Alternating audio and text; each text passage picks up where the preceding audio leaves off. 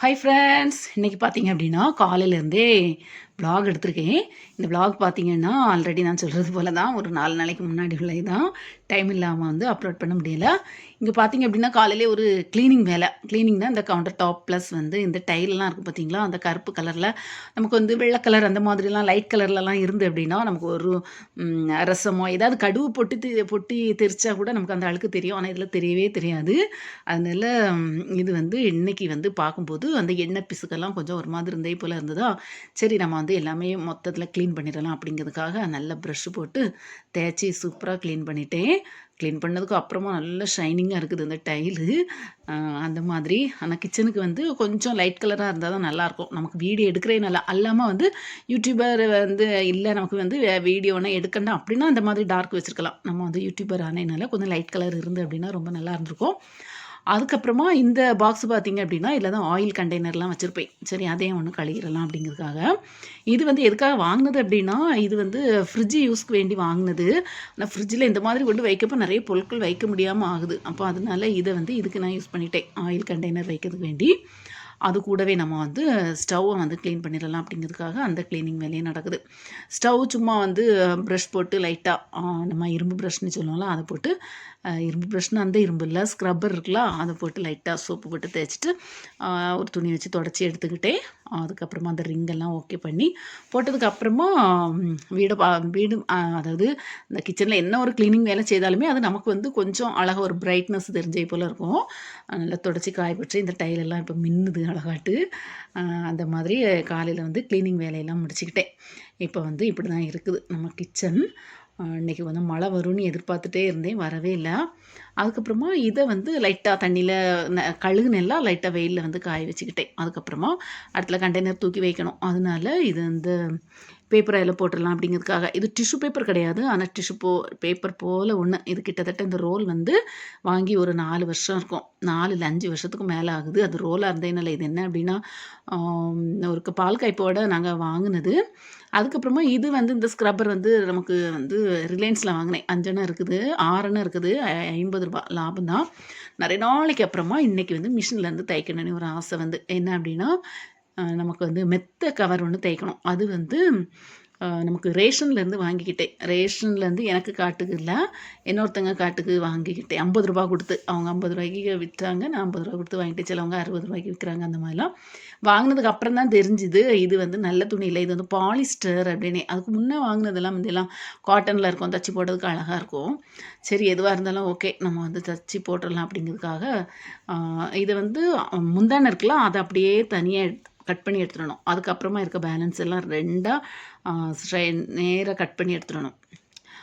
இடையில அப்படி கட் பண்ணி எடுத்துடணுமா. அதுக்கப்புறமா இந்த முந்தானை இருக்கலாம், அதை நடுவில் கீறி 2 சைடும் இந்த பெரிய பீஸில் 2 சைடும் ஜாயின் பண்ணி விட்டு அப்படியே மடக்கி தைச்சிட்டோம் அப்படின்னா சூப்பராக நமக்கு வந்து கவர் வந்து ரெடி ஆயிரும். அந்த மாதிரி இருக்குது. அப்புறமா இங்கே ஃப்ரிட்ஜில் வந்து கீரி மீன் சாலை இருந்தது. அந்த சாலை எனக்கு நல்லா பிடிக்கும். ஆனால் பிள்ளைங்களுக்கு வந்து மூஞ்சில் அடித்தாலும் ஆகும்னு நினைக்கிறேன். சாலை வந்து கொஞ்சம் சப்பி இருக்கிறதுனால அவங்களுக்கு பிச்சு சாப்பிட அழகாக இருக்கும். இது கொஞ்சம் பெரிய இதாட்டு இருக்குது. நான் வேறு நேற்றைக்கு கழுக எடுத்தவா அந்த தண்ணியை தூர ஊற்றாமல் அப்படியே ஃப்ரிட்ஜில் கொண்டு வச்சுட்டேன், கழுவுறதுக்கு மடித்து. வேறு ஏதோ ஒரு ரெசிபி செய்தேன், சரி இதை வச்சிடலான்னு வச்சுட்டேன். நமக்கு வந்து மிஷினும் வந்து கவர் தச்சு முடிச்சாச்சு. இங்கே இட்லி தோசைக்கு வந்து ரைஸும் நனைய வச்சிடலான்னு ரைஸும் நனைய வச்சுக்கிட்டேன். இனி நாளைக்கு பச்சரிசி நமக்கு கிடைக்கும், அதனால அதுக்கு வந்து ஆப்பத்துக்கு போடணும் அப்படிங்கிற ஒரு ஐடியாவில் இருக்கேன்.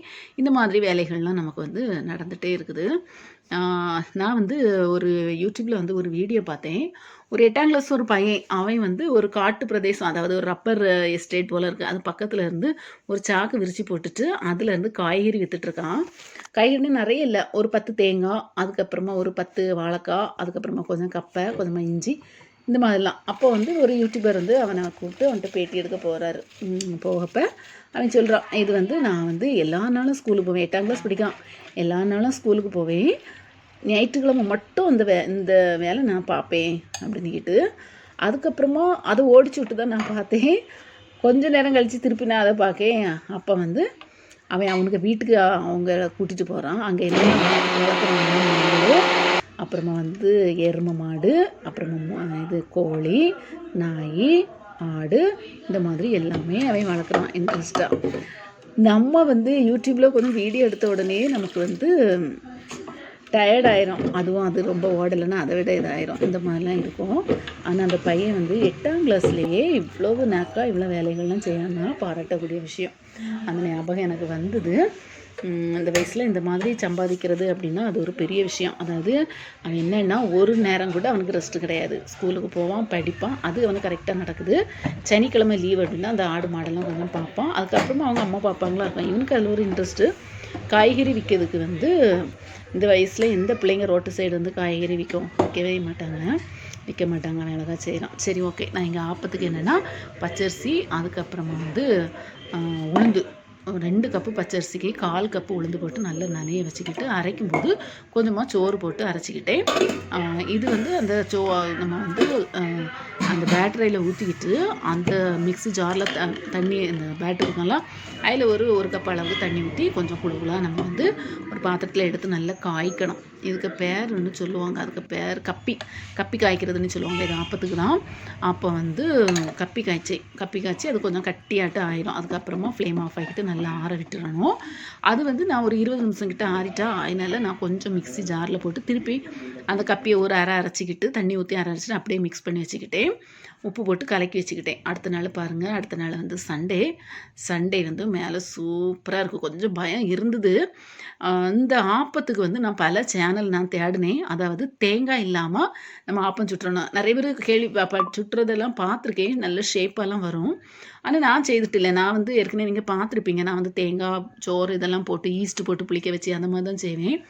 சரி, நமக்கு வந்து தேங்காய் இல்லாமல் நமக்கு வந்து சிம்பிளாக நம்ம செய்யுது இந்த மாதிரி அப்படின்னு பார்த்தோன்னா, அதுக்கப்புறமா எமிட்டமி ஆர்த்தி சேனல் இருக்குல்ல, அதுலேருந்து கண்டுபிடிச்சி நான் அது செய்து பார்த்தேன். எமிட்டமிக்கு அம்மா ஒரு நாள் செய்தது. அதுதான் இது. 2 கப்பு பச்சரிசி,